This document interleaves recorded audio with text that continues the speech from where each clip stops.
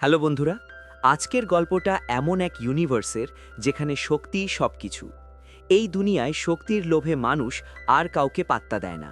দুর্বলদের ওপর জুলুম করাই যেন এখানকার নিয়ম। আমাদের হিরো লিং ওয়াংও ছিল সেই দুর্বলদের একজন। ছোটবেলা থেকেই সে দেখত কিভাবে তার মা আর দাদার ওপর অন্যরা অত্যাচার করছে। এই সব কিছু দেখে একদিন লিং ওয়াং ঠিক করে ফেলে, যাই হোক তাকে ইম্মর্টাল হতেই হবে, যাতে সে নিজের পরিবারকে রক্ষা করতে পারে। কিন্তু সমস্যা একটাই, ইম্মর্টাল জার্নি শুরু করার মতো তার কোনো ট্যালেন্টই ছিল না। তবে ভাগ্য তার দিকে হাসে, কারণ সে পেয়ে যায় এক প্রাচীন ট্রেজার আর এই দুনিয়ার সবচেয়ে শক্তিশালী এক মাস্টারকে। তাদের সাহায্যেই লিং ওয়াং ভবিষ্যতে অসম্ভব শক্তিশালী হয়ে ওঠে। তো চল বন্ধুরা, আর সময় নষ্ট না করে শুরু করি আজকের গল্প। এই গল্পের শুরু হয় দাওহুয়া কিংডমে, যেখানে আমরা দেখি দুনিয়ার সবচেয়ে শক্তিশালী ইম্মর্টাল সিতুনানকে। সিতুনানের কাছে ছিল এক ভয়ঙ্কর প্রাচীন ধন, একটা অ্যানশিয়েন্ট বিড। এই বিডের ভেতরে ছিল অশেষ শক্তি, তাই তিনটে বড় একাডেমির লিডার সবাই মিলে ওটা দখল করতে চায়। কিন্তু সিতুনান কোনোভাবেই বিডটা তাদের হাতে দিতে রাজি ছিল না। একাই সে দাঁড়িয়ে পড়ে গ্রেট 3 একাডেমির লিডারদের বিরুদ্ধে। সিতুনান জানত এক এক করে এলে সে সবাইকে হারাতে পারত, কিন্তু তিনজন একসাথে আক্রমণ করায় লড়াইটা তার জন্য কঠিন হয়ে যায়। যতই চেষ্টা করুক, ধীরে ধীরে সে দুর্বল হয়ে পড়ে। তিনজন মিলে তাকে পুরোপুরি ডমিনেট করতে থাকে।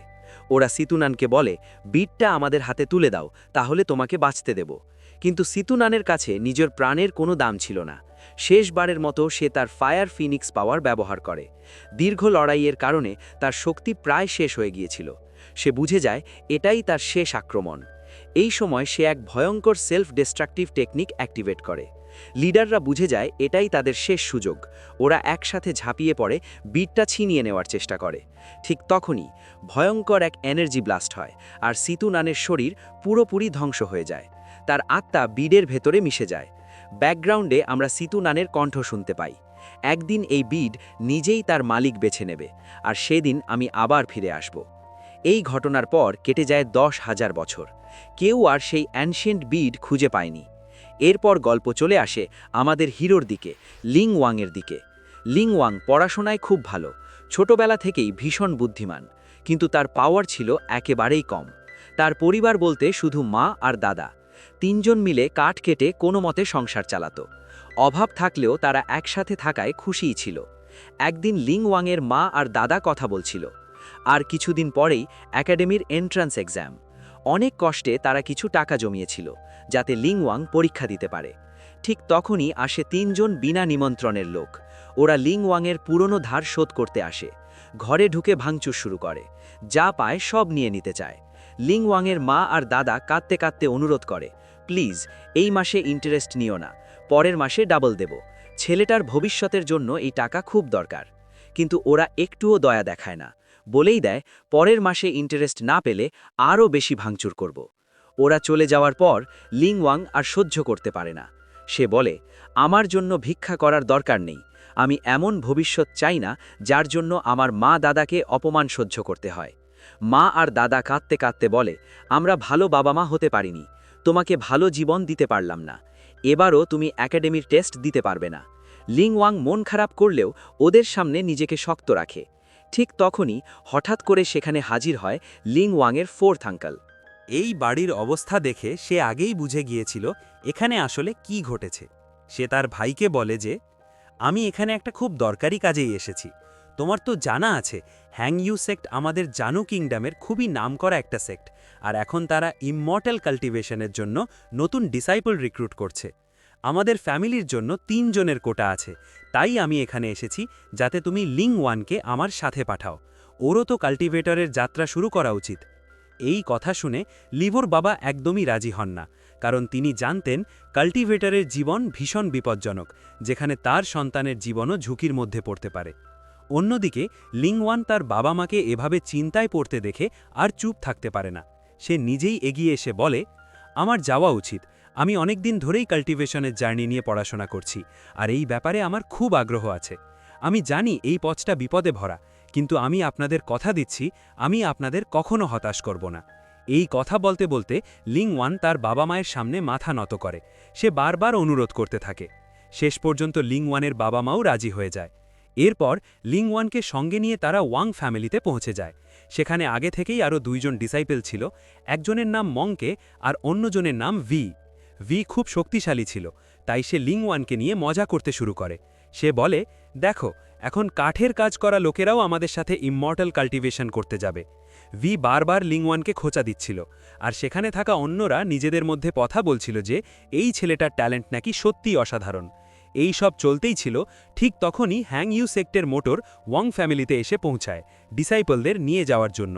সে আসার পরই ভাংসাওকে চিনে ফেলে, কারণ তার অনেক প্রশংসা সে আগেই শুনেছিল। এরপর সে নিজেই নিজের পরিচয় দেয়। এরপর আমরা দেখি মোটর কিছু ফ্লাইং সোর্ড বের করে, যাতে এই তিনজনকে নিয়ে সে হ্যাং ইউ সেক্টের এন্ট্রান্স এক্সামের জন্য যেতে পারে। রওনা হওয়ার আগে লিংওয়ান মোটরের কাছে বলে, আমি যাওয়ার আগে একবার আমার বাবা মায়ের সাথে শেষবার দেখা করতে চাই। এই কথা বলে সে দৌড়ে তার বাবা মায়ের কাছে যায়, তাদের কাছ থেকে আশীর্বাদ নেয়। সে বলে, আমার জন্য চিন্তা করো না, আমি কথা দিচ্ছি আমার কিচ্ছু হবে না, আমি বেঁচে ফিরব। তার বাবা মাও হাসি মুখে বলে, আমাদের তোমার ওপর পুরো ভরসা আছে। এরপর সবাই যাত্রা শুরু করে। কয়েক ঘন্টা টানা ভ্রমণের পর তারা অবশেষে ফেয়ারি মাউন্টেনে পৌঁছে যায়। জায়গাটা এতটাই সুন্দর ছিল যে ওয়াং ফ্যামিলির ওই তিনজনই অবাক হয়ে যায়। তারা বিশ্বাসই করতে পারছিল না পৃথিবীতে এত সুন্দর জায়গাও থাকতে পারে। সেখানেই রিক্রুটমেন্ট এক্সাম হওয়ার কথা ছিল। তাদের মতো আরও অনেক ডিসাইপল সেখানে আগে থেকেই হাজির ছিল। ঠিক তখনই হ্যাং ইউ সেক্টের হেড ওয়াং লং সেখানে এসে পৌঁছায়। তিনি সবাইকে স্বাগত জানিয়ে বলেন, তোমরা সবাই জানো আমাদের হ্যাং ইউ সেক্ট ডিসাইপল বাছাই করার ক্ষেত্রে খুবই কঠোর নিয়ম মেনে চলে। প্রথমেই তোমাদের স্পিরিচুয়াল রুট টেস্ট হবে। কাল্টিভেশনের জন্য এটা ভীষণ গুরুত্বপূর্ণ। এই টেস্টের ওপরই নির্ভর করবে কাকে আমরা নেব আর কাকে নেব না। এই কথা বলেই আমরা দেখি দুইজন মাস্টার সামনে এগিয়ে এসে স্পিরিচুয়াল রুট টেস্ট শুরু করে দেয়। এই টেস্টের উদ্দেশ্য ছিল ডিসাইপলদের মেরিডিয়ান, শক্তি আর ট্যালেন্ট যাচাই করা। কিন্তু দুর্ভাগ্যবশত এই টেস্টে অনেকেই বাদ পড়ে যায়, কারণ তাদের মধ্যে যথেষ্ট ট্যালেন্ট ছিল না। অনেকক্ষণ পর যখন লিংওয়ানের পালা আসতে শুরু করে, মাস্টারফুল ইয়াং যাকে দেখছিলেন তার ট্যালেন্ট চিনে নিয়ে তিনি বললেন, নিশ্চয়ই তুমি ওয়াং ঝাও, তোমার সম্পর্কে আমরা অনেক কিছুই শুনেছি। সত্যি বলতে তুমি বেশ ট্যালেন্টেড। এই বলে তিনি জানালেন যে ওয়াং ঝাওকে আগেই সিলেক্ট করা হয়েছে। আসলে ওয়াং ঝাওই ছিল প্রথম ব্যক্তি যে স্পিরিচুয়াল রুট টেস্ট পাশ করেছিল। তার পারফরম্যান্স এতটাই ভালো ছিল যে সবাই অবাক হয়ে গিয়েছিল। এরপর আসে দ্বিতীয় ব্যক্তি, তাকেও মাস্টারফুল ইয়াং চেক করছিলেন। কিন্তু আমরা দেখি বাঙ্গাও বেশ চালাক। সে বুঝে গিয়েছিল যে তার ট্যালেন্ট খুব একটা ভালো না, তাই সে মাস্টারদের খুশি করার চেষ্টা শুরু করে। সে নিজের কাছে থাকা ৩০০ বছরের পুরনো একটা দামি আর্টিফ্যাক্ট বের করে মাস্টার ফ্রিল হাতে দিয়ে বলে, এটা আমার বাবা বিশেষ করে আপনার জন্য পাঠিয়েছেন।